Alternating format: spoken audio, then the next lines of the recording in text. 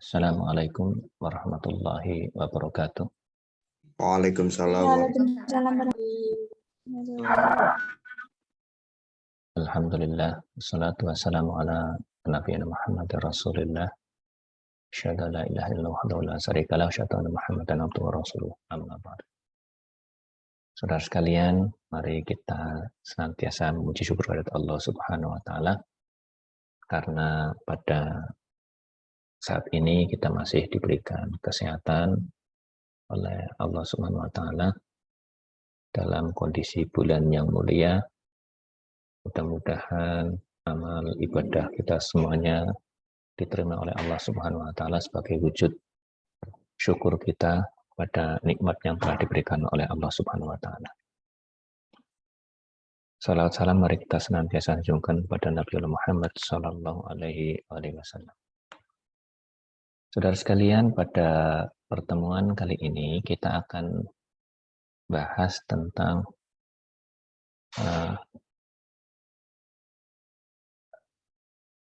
transkultur, ya, transkultur keperawatan dan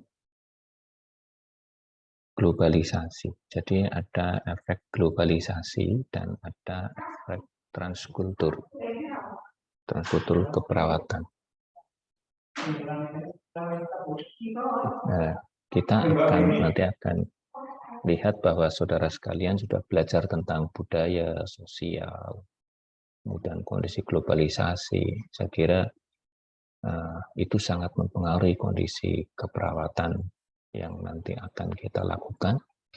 Maka mari kita saat ini sambungkan apa yang kemarin sudah kita pelajari dengan kondisi praktek keperawatan yang akan kita hadapi.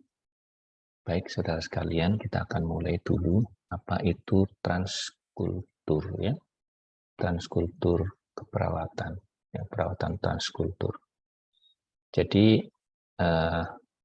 transkultur keperawatan, ya saudara sekalian, itu menurut Leitner 1978 adalah area yang mempelajari tentang pelajaran formal dan praktek yang berfokus mempelajari perbandingan budaya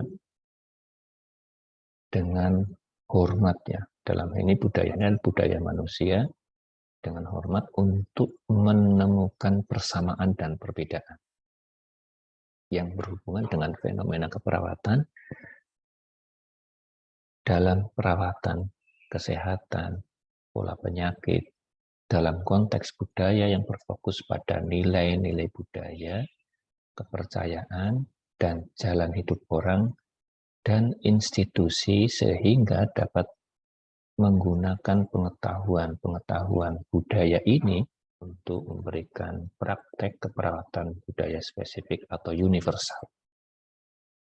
Nah, saudara sekalian, intinya adalah kita akan menemukan adanya persamaan dan perbedaan sehingga nanti akan ada titik temu untuk melakukan tindakan yang tepat.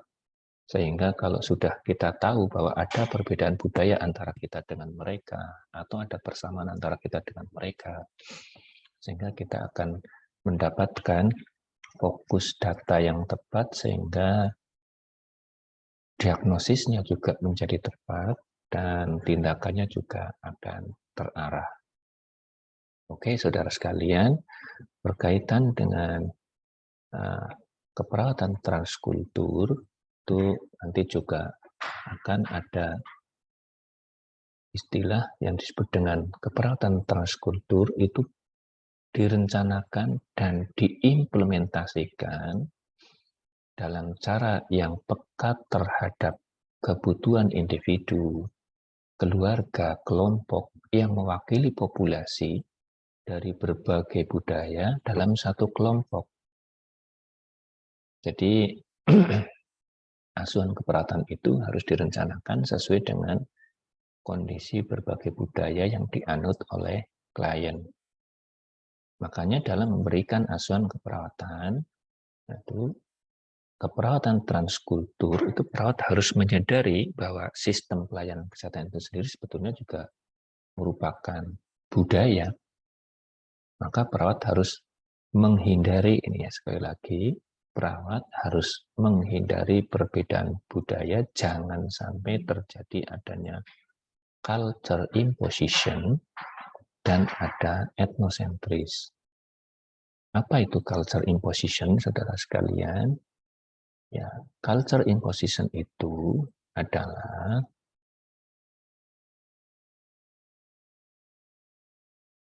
pembebanan budaya, yaitu kecenderungan seseorang atau tenaga kesehatan untuk memaksakan kepercayaan praktek nilai-nilai kepada seorang yang memiliki budaya yang berbeda. Karena mereka percaya bahwa ide-ide mereka merupakan paling baik atau paling superior daripada budaya orang lain atau kelompok yang lain. Maksudnya, misalnya perawat itu memiliki keyakinan tertentu.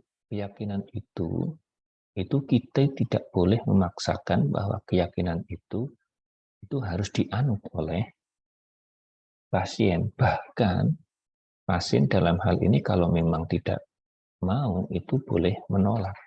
Ya, boleh menolak. Ya, terkecuali kalau misalnya kondisinya memang kondisi yang urgent, ya, urgent, maka penolakan itu bisa dilakukan menggunakan ya informed consent di dalam keperawatan. Saya kira saudara pernah belajar tentang informed consent, ya. Kemudian yang kedua, itu perlu dihindari juga etnosentris. Etnosentris apa? Hampir sama dengan culture imposition, bahwa etnosentris adalah kepercayaan yang menyatakan bahwa ide seorang, kepercayaan dan praktek merupakan paling benar atau paling superior atau lebih banyak yang dipilih daripada jalan hidup yang lain. Maksudnya menganggap bahwa kebudayaan kita adalah kebudayaan paling benar. Itu etnosentris, mengabaikan dari kebudayaan orang lain atau menganggap bahwa kebudayaan orang lain itu keliru atau bahkan kebudayaan orang lain itu lebih rendah dengan kebudayaan kita. Misalnya demikian. Kemudian untuk mengatasi hal ini, maka perawat harus hati-hati dan kritis memeriksa nilai-nilai dan kepercayaan dan memiliki keinginan untuk mengerti kesehatan dan penyakit dari pandangan budaya klien yang menerima tindakan asuhan keperawatan yang sedang kita jalankan. Maka dari itu, kita harus melihat dulu, sekali lagi nanti harus mengkaji betul kondisi keyakinan-keyakinan mereka, jangan sampai kita menganggap bahwa kitalah yang paling benar, tindakan keperawatan ini yang paling baik. Itu tidak boleh, karena perawat memiliki pasien memiliki keyakinan dan memiliki hak budaya sendiri. Ya. Kalau dia tidak sedang kebudayaan dan keyakinannya, maka bisa untuk menolak. Oke, saudara sekalian. Berikutnya, bahwa faktor-faktor yang mempengaruhi interaksi antara klien dan perawatnya. Antara klien dan perawat itu ada beberapa faktor yang mempengaruhi. Ini contohnya, yang pertama adalah latar belakang budaya perawat dan klien yang berbeda. Kalau ada perbedaan antara perawat dan klien dalam kebudayaan, pasti saat interaksi itu akan membutuhkan adanya interaksi tertentu. Karena perlu adanya penyesuaian terhadap budaya mereka dengan budaya kita sebagai seorang perawat. Yang kedua, ada harapan dan kepentingan setiap orang itu tentang pelayanan kesehatan itu bisa saja berbeda. Ya. Ada misalnya ya harapan dan kepercayaan setiap orang, misalnya ada yang menginginkan orang itu cepat sembuh, ada yang menyampaikan lah ini saya sudah tua meninggal juga nggak apa-apa. Itu akan berbeda. Ya masing-masing orang itu akan berbeda. Sehingga konteks budaya yang dialami atau ditemukan di rumah sakit, di klinik, di rumah, di lingkungan klien mereka, itu harus benar-benar digali. Karena konteks budaya mereka akan sangat mempengaruhi hubungan kita dengan klien. Oke. Kemudian tingkat persetujuan antara orang-orang yang memiliki kepercayaan dan nilai-nilai. Maksudnya begini, saudara sekalian, bahkan nanti saudara misalnya sudah menganjurkan advice ini itu misalnya, menyampaikan kepada pasien untuk makan makanan yang tinggi kalori, tinggi protein. Tapi di masyarakat ternyata itu ada tata nilai pantangan. Ya, tata nilai pantangan. Atau ada misalnya ada mitos-mitos tertentu. Misalnya orang hamil nggak boleh makan makanan tertentu, atau orang habis luka itu ada makanan tertentu, dan itu ada orang yang sangat berpengaruh di antara pasien itu. Makanya walaupun kita berikan sesuatu advice, kalau misalnya kita tidak tahu bahwa ada orang-orang tertentu yang ada mempengaruhi di sekitar mereka, itu juga bisa menjadi persoalan bahwa tindakan itu kemungkinan untuk tidak bisa dilakukan oleh klien kita. Oke, selanjutnya ini ya, cara memberikan keperhatian transkultural. Maka yang pertama fokus ya, asuhan yang memperhatikan budaya klien yang berbeda-beda. Silakan diperhatikan yang seksama, antara satu orang dengan orang lain pasti berbeda. Satu keluarga pun itu tidak ada yang sama. Makanya ini karakteristik pasien, saudara sudah belajar yang ada yang disebut dengan karakteristik pasien holistik. Holistik itu pasien itu memiliki karakteristik yang berbeda antara satu dengan yang lain, dan ini membedakan antara individu satu dengan yang lain, dan itu merupakan ciri-ciri dari masing-masing individu. Tetapi kita juga harus komprehensif pada saat melakukan asuhan keperawatan.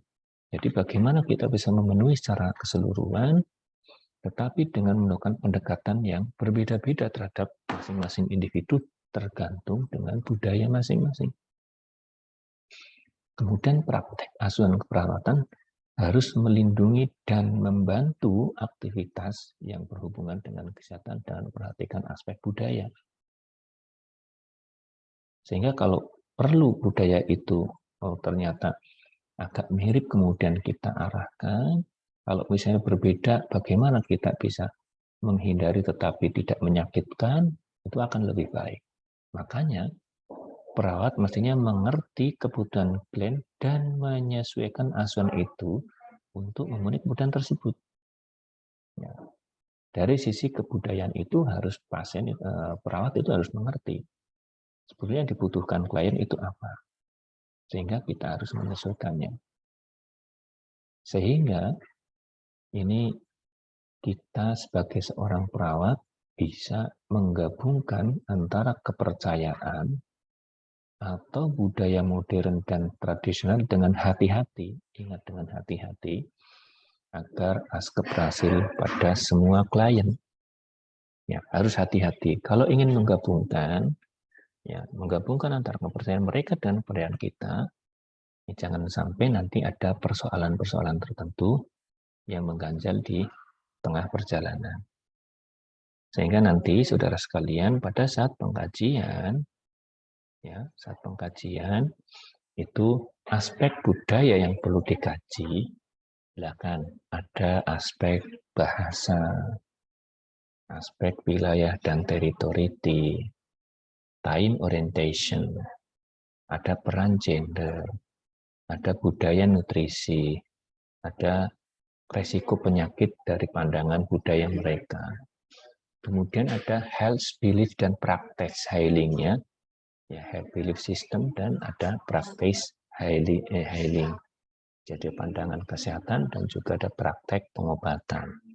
Kemudian respon terhadap kelahiran dan kematian itu juga perlu digali dengan baik, termasuk hubungan keluarga, kemudian aspek baik community atau penerimaan dari masyarakat itu juga harus perlu dikaji betul supaya tindakan kita menjadi tepat.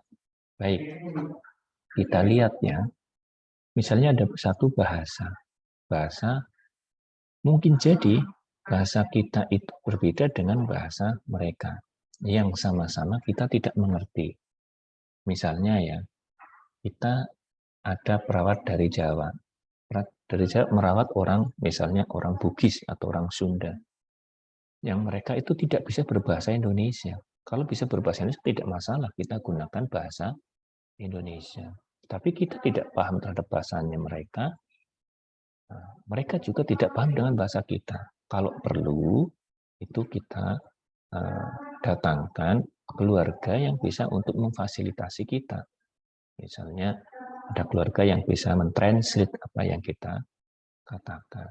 Sehingga jangan sampai ada batas atau gap atau barrier sehingga mereka tidak bisa terungkap. Atau mungkin karena adanya persoalan bahasa yang tidak dimengerti oleh pasien sampai dia bisa mengungkapkan dia malu untuk mengungkapkan. Contoh saudara sekalian, pada kondisi remaja itu kalau ditanya tentang haid, mereka mungkin akan sangat sulit karena mereka itu sangat tabu untuk remaja yang mengungkapkan masalah itu. Kemudian sering juga ada persoalan tentang singkatan dan jargon atau yang disebut street language ya. Misalnya ada liar, kemudian mungkin ada BT, ada BT itu saya juga nggak tahu tadinya tuh. Ternyata sedang stres, ada bad mood, tidak mood. Itu kan kadang-kadang orang tidak tahu. Ini saudara sekalian yang perlu kita pahami. Mungkin juga ada bahasa-bahasa tertentu. Nama-nama penyakit yang berbeda dengan kita misalnya. Ya, sebagai misal yang paling mudah itu berkaitan dengan misalnya ya, nama penyakit ada di tempat saya namanya itu dampa ya, penyakit dampa. Dampak kalau di kesehatan kan tidak ada, adanya itu adalah herpes zoster, herpes simplex, dan sebagainya. Makanya kita harus tahu. Dan enggak. Kemudian yang kedua ada wilayah dan teritoriti. Silakan kita bisa melihat kondisi tempat tinggal mereka itu. Ini bisa untuk mengetahui adanya personal space yang dipengaruhi kebudayaannya sehingga penting untuk mencatat adanya perbedaan-perbedaan sehingga nanti tepat yang akan dituangkan di dalam nursing care plan atau di dalam rencana asuhan keperawatan. Karena di dalam satu wilayah atau daerah itu ada kondisi-kondisi budaya tertentu. Misalnya ada budaya yang bersifat komunikasi nonverbal, begitu. Misalnya ada sentuhan saja nanti misalnya dari tempat lain itu tidak diperbolehkan antara laki-laki perempuan. Cara duduk, kontak mata, misalnya kalau di Jawa pernah kita belajar di unsur budaya yang bahasa itu misalnya orang kalau kita ngomong dengan orang Jawa itu yang lebih tua justru kalau kontak mata dikira kita mentang, tidak sopan. Tapi kalau di luar Jawa, itu tidak kontak mata, justru dikira itu mengabaikan. Itu makanya kita bisa lihat, kita catat dia itu dari daerah mana, kemudian nanti kita akan mengetahui, bisa faktor-faktor resiko dari sisi kedaerahan. Termasuk bisa ada makan-makanan yang dari daerah tertentu. Kemudian ada time orientation. Perawat harus mengetahui bagaimana pasien dan keluarga memandang dimensi waktu. Yang intinya, ada yang berorientasi pada kehidupan yang akan datang, kepercayaan yang kuat pada kehidupan setelah mati. Misalnya, dia sakit, ya nggak apa-apa lah, ini cobaan dari Allah. Mudah-mudahan nanti bisa diampuni dosa-dosanya. Meninggal toh sudah ada ajalnya. Itu akan mudah. Tapi ada yang menyalahkan takdir. Terus nanti ada yang menyampaikan demikian, lah ini saya sudah tua, mati juga nggak apa-apa. Makanya nanti saudara harus gali betul, akan melihat ada stresor berkaitan dengan kondisi waktu. Kemudian peran gender, ini perawat sering berhubungan dengan fisik maupun psikologis dengan laki-laki dan perempuan. Ini penting untuk mengetahui kapan interaksi dapat menyebabkan masalah pada klien dan keluarga. Nah, ini saudara sekalian, sehingga ada beberapa yang punya disebut dengan kode behavior yang kaku terhadap sentuhan badan. Maksudnya, ada beberapa budaya yang dari sisi gender itu tidak boleh disentuh oleh lawan jenis. Itu haram hukumnya dalam kondisi yang tidak darurat. Nah, makanya itu juga harus diperhatikan dengan betul, bahkan nanti akan berbeda. Kalau kondisinya sesama, itu akan tidak jadi masalah, tetapi kalau kondisinya sama, itu akan jadi masalah, tetapi kalau kondisinya misalnya lebih tua, malah justru dengan misalnya dengan adanya menyentuh dan sebagainya, itu akan menjadi lebih erat hubungannya. Ini berkaitan dengan nutrisi, saudara sekalian. Jadi bagaimana kepercayaan budaya tentang nutrisi akan pengaruh kesehatan fisik dan psikologis. Ada misalnya ya, banyak kan secara fisik itu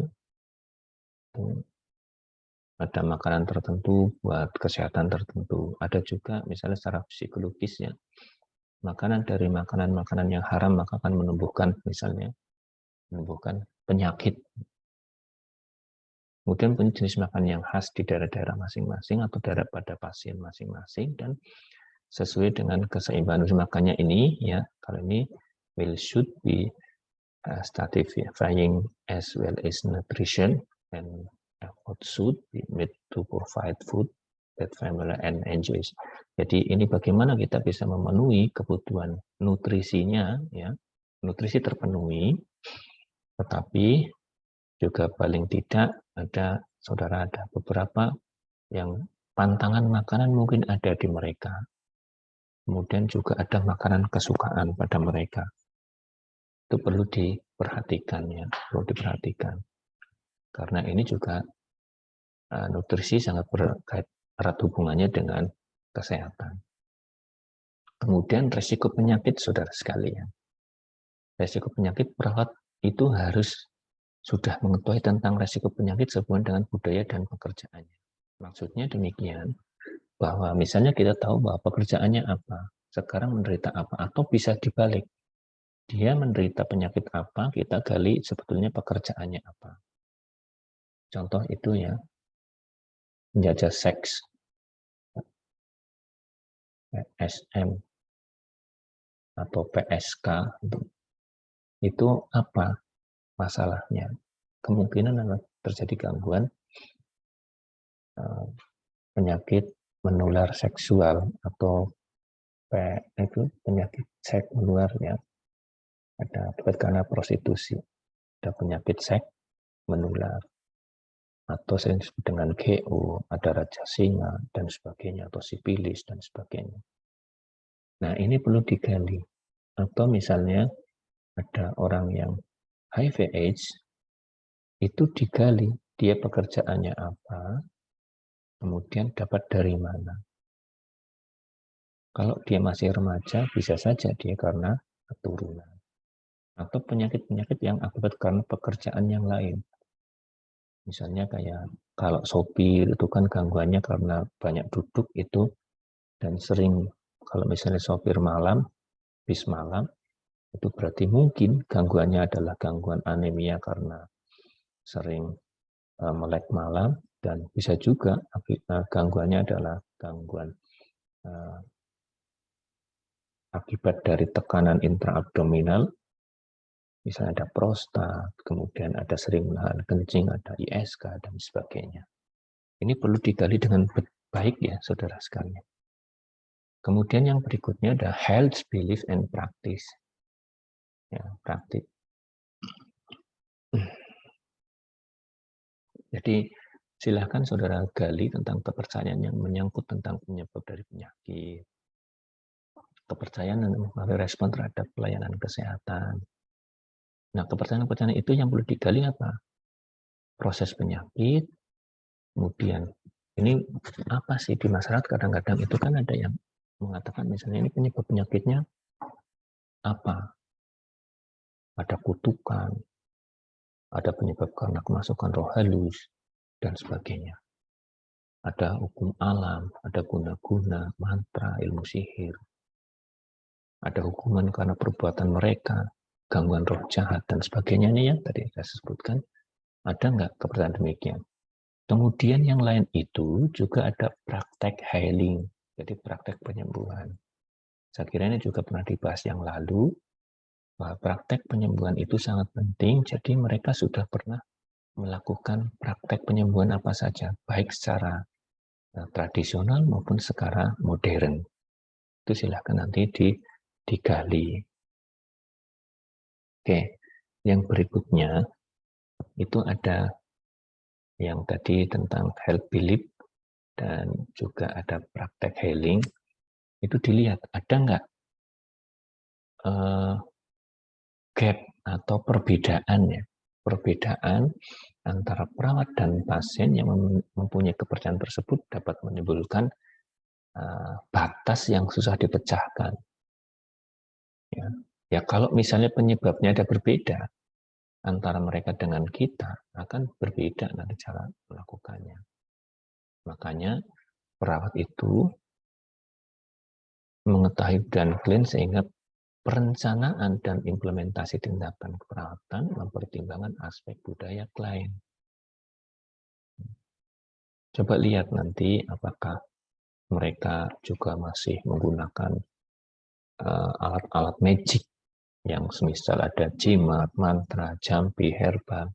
Kalau herbal mungkin kalau herbalnya itu memang rasional, itu tidak jadi masalah. Tapi ada beberapa yang mungkin tidak rasional, maka kita perlu lihat ada kesamaan apakah hanya itu untuk kebutuhan spiritual, berkaitan dengan spiritual, atau memang ini keyakinan secara budaya. Kemudian yang berikutnya ada respon terhadap kelahiran dan kematian, saudara sekalian. Ya, respon terhadap kelahiran dan kematian. Silakan dilihat ada persepsi dan reaksi terhadap kelahiran dan kematian, karena menyangkut kepercayaan tentang kehidupan setelah mati.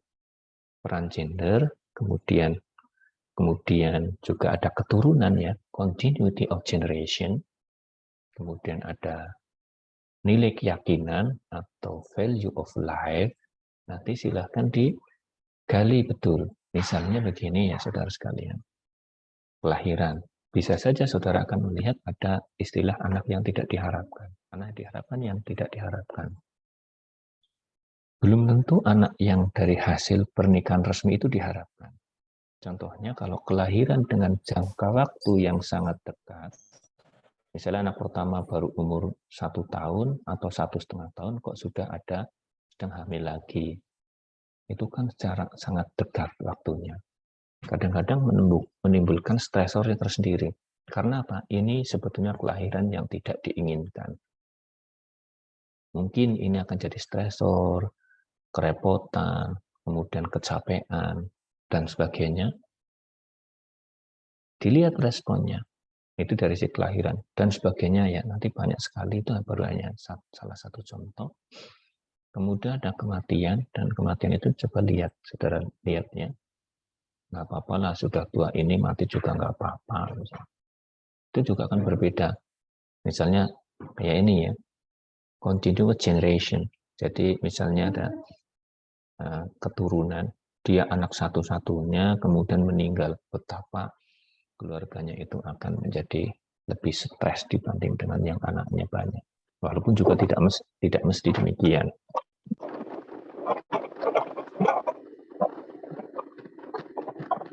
Kemudian berikutnya itu adalah hubungan keluarga, itu juga sangat penting. Silakan dikaji. Sebelum membuat rencana keperawatan atau nursing care plan, itu perawat belum mengetahui struktur dan fungsi keluarga pasien. Karena apa?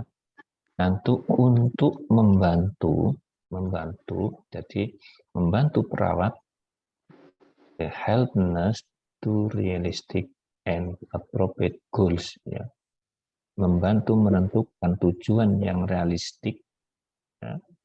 Dan ini juga untuk teaching and caregiving, ya, teaching and caregiving. Jadi bagaimana nanti untuk menetapkan tindakan dan juga untuk menetapkan pendidikan kesehatan yang tepat, itu membutuhkan adanya betul-betul pengkajian hubungan keluarga, ya, jelas. Ya. Ini saudara sekalian, sehingga silahkan siapa yang misalnya di keluarga yang sangat berpengaruh, ini mohon maaf bagi yang belum di-mute, silahkan di-mute.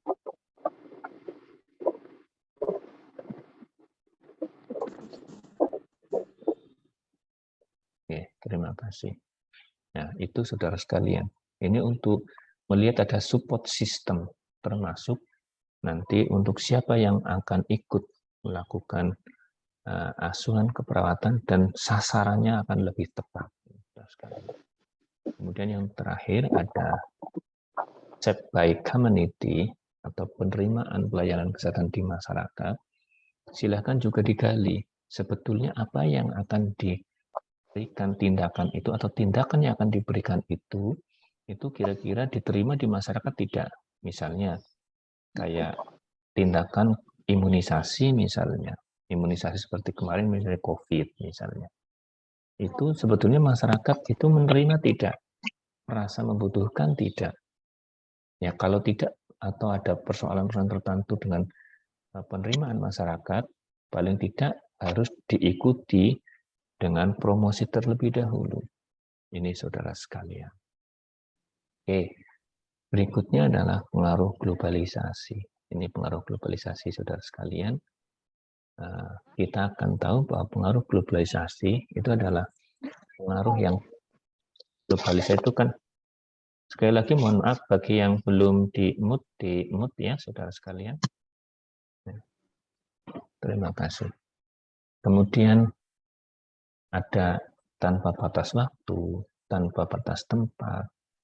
Kemudian ada efek dari media sosial dan media-media komunikasi yang sekarang serba bebas dan serba mendunia. Maka ini semua itu bisa ada hal positif dan ada hal negatifnya. Ini bisa kita gunakan untuk membantu kita dalam proses keperawatan, tapi justru dalam pengaruh global itu juga ada predisposisi atau penyebab menjadi ada masalah baru di masyarakat. Nah, saya kira saudara sudah sangat jelas ya, nanti hubungan antara individu dengan individu itu semakin luas dan semakin tidak terkendali dan tidak semua orang tahu, tidak seperti atau bisa saja hubungan dua orang hanya yang tahu dua orang saja. Beda dengan yang sebelumnya. Kalau misalnya ada surat, mesti ada pengantar surat.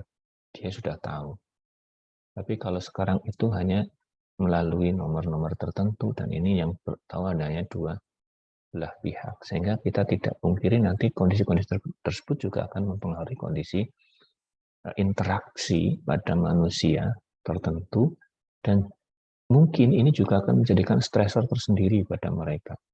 Jadi dia stres yang kita tidak ketahui dari mana usulnya, ternyata dari persoalan globalisasi. Termasuk nanti dari si fisik, saudara sekalian, sekarang ada anak-anak yang mulai ada gangguan mata secara dini karena efek media komunikasi yang dulu ada namanya HP itu untuk komunikasi, sekarang bisa untuk bisnis, bisa untuk pendidikan, bahkan sekarang paling banyak digunakan itu adalah untuk hiburan. Nah, inilah menjadi persoalan tersendiri pada anak-anak, sehingga anak-anak itu tidak bisa lepas dari gadget. Makanya matanya kelelahan sehingga akan terjadi persoalan pada organ mata. Ini faktor salah satu dari globalisasi, saudara sekalian. Makanya nanti silakan di analisis tersendiri. Kemudian pengkajian transkultur keperawatan itu pengkajian budaya merupakan cara paling efektif untuk mengidentifikasi faktor-faktor spesifik yang mempengaruhi perilaku orang lain. Jadi betul-betul bahwa kondisi kalau kita tahu latar belakang budaya mereka, kita akan tepat nanti untuk menentukan tindakan. Pengkajian dilakukan kepada klien apabila tidak bisa dilakukan pada klien, maka bisa dilakukan pada orang lain. Misalnya keluarga atau teman dekatnya. Karena apa? Perlu kita mengetahui adanya beberapa yang mungkin tidak terungkapkan dari kliennya. Sehingga hal-hal yang dikaji yaitu nilai, agama, pola diet, garis kekuasaan keluarga, kepercayaan, pola hidup, dan praktek-praktek yang berhubungan dengan kesehatan dan penyakit yang dipengaruhi oleh adanya faktor budaya.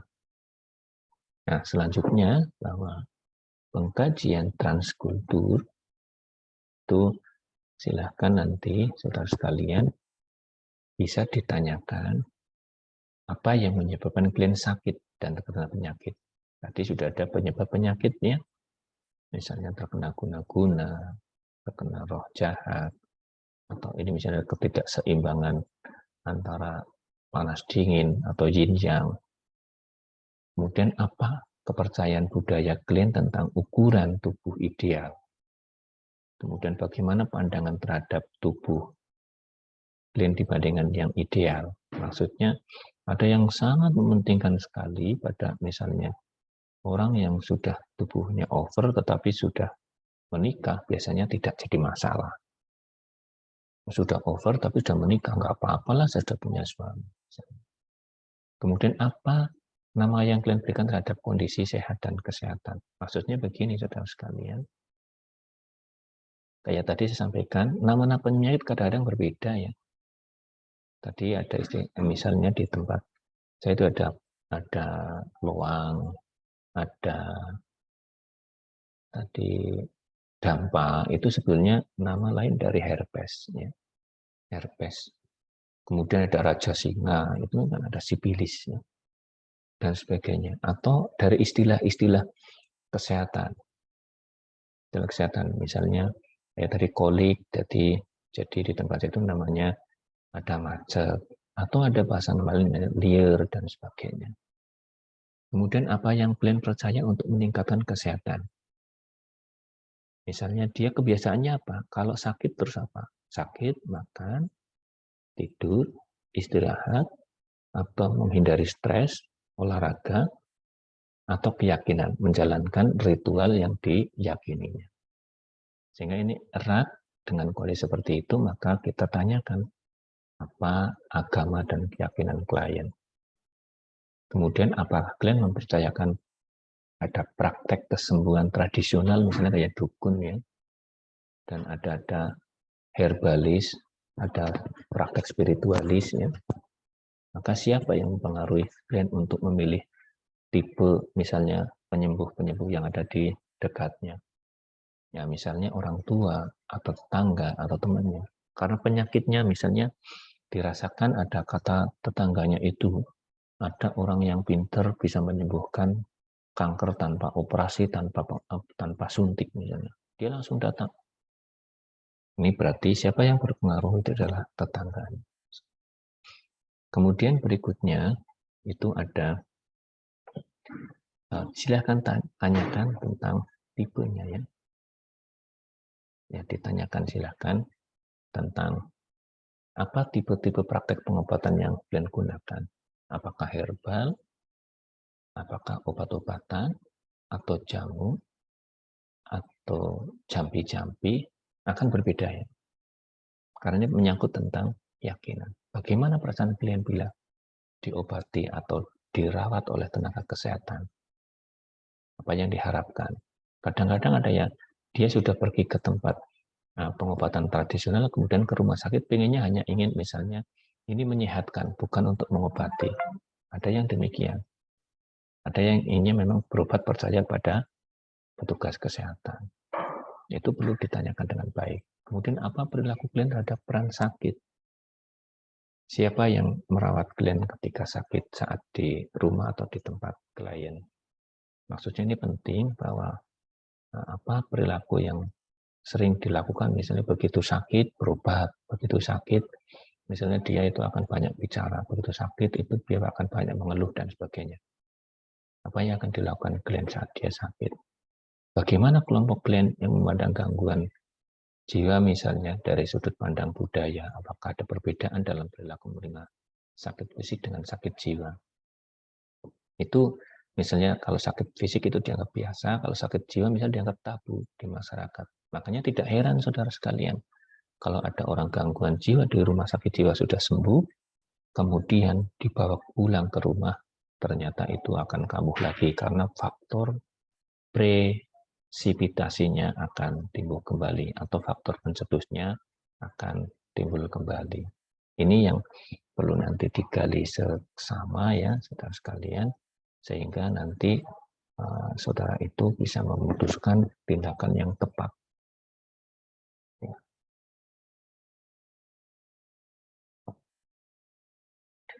Kemudian pedoman dalam transkultur ya, transkultur nursing. Pedoman dalam transkultur nursing, ya lagi hindari stereotip ya.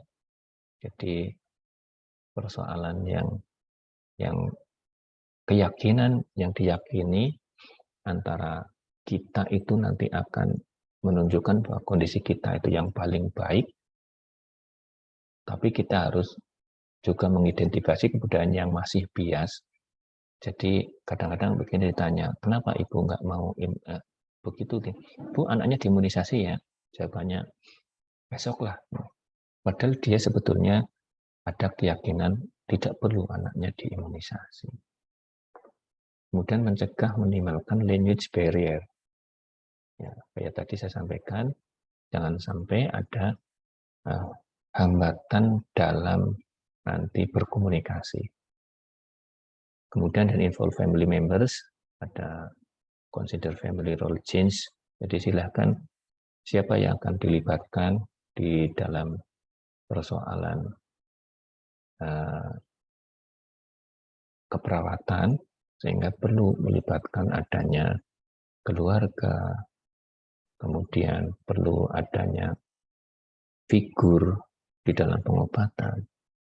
Termasuk kita perlu mengidentifikasi adanya keterlibatan orang lain ya, other patient, ya, other patient. Karena apa? Ini signifikan inpatient terhadap situation, ya, situasi tertentu. Jadi siapa yang mungkin dia sangat berpengaruh, misalnya ada teman dekatnya dalam satu kos-kosan, atau teman yang lain, atau orang yang sangat dipercaya, itu silahkan nanti bisa diidentifikasi. Kemudian sadar akan peran perawat bahwa dirinya terpengaruhnya budaya yang dimilikinya. Maksudnya, kita harus sadar bahwa perawat memang punya identitas budaya, tetapi jangan sampai ini menjadi pedoman.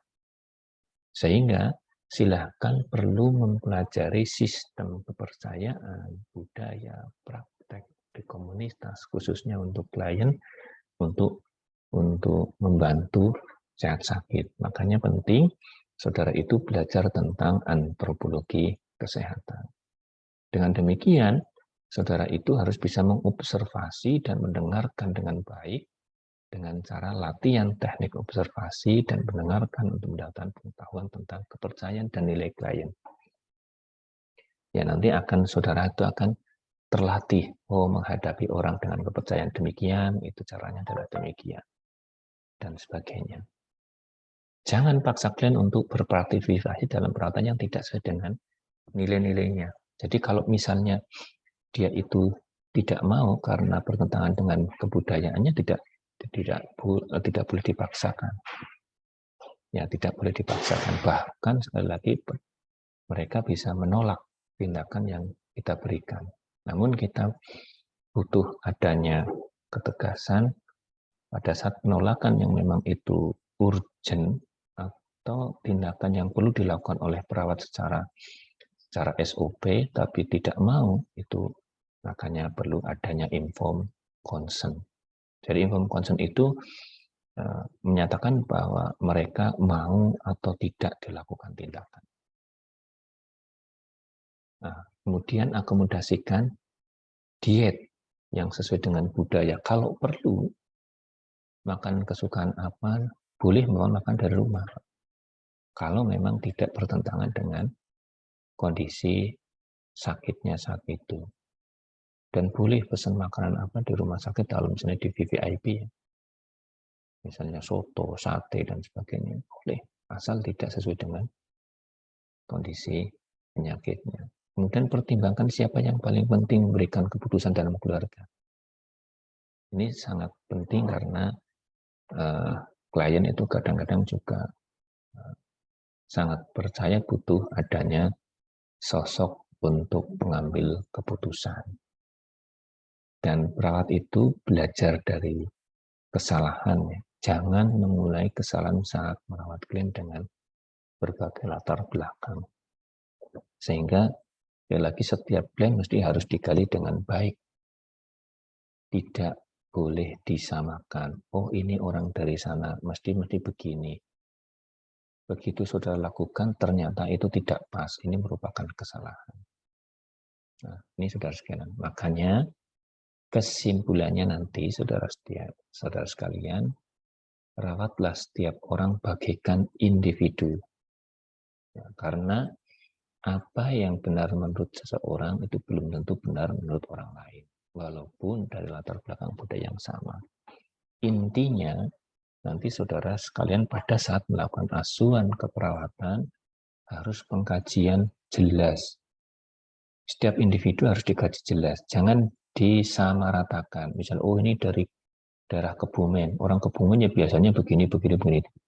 Ya betul, ada sisi dari kedaerahan betul. Tetapi tidak semua item itu nanti semua orang itu sama. Dari keyakinan mungkin juga akan berbeda. Dari pandangan waktu juga mungkin akan berbeda. Makanya sekali lagi anggap bahwa pasien itu adalah holistik. Lakukan asuhan keperawatan secara holistik. Intinya penuhi kebutuhan mereka karena setiap orang berbeda, memiliki khas yang unik dari kebudayaan mereka, tetapi harus dilakukan secara komprehensif, dipenuhi sesuai dengan kebutuhan yang mereka inginkan. Ini saudara sekalian dari transkultur keperawatan, makanya nanti saudara harus betul-betul belajar tentang asuhan keperawatan secara sempurna, terutama di transkultural keperawatan. Makanya nanti saudara harus betul-betul menggali ya untuk asuhan keperawatan, terutama asuhan keperawatan yang menyangkut dengan transkultur keperawatan. Oke, silahkan nanti untuk didiskusikan. Mari ada yang perlu didiskusikan, kita diskusikan.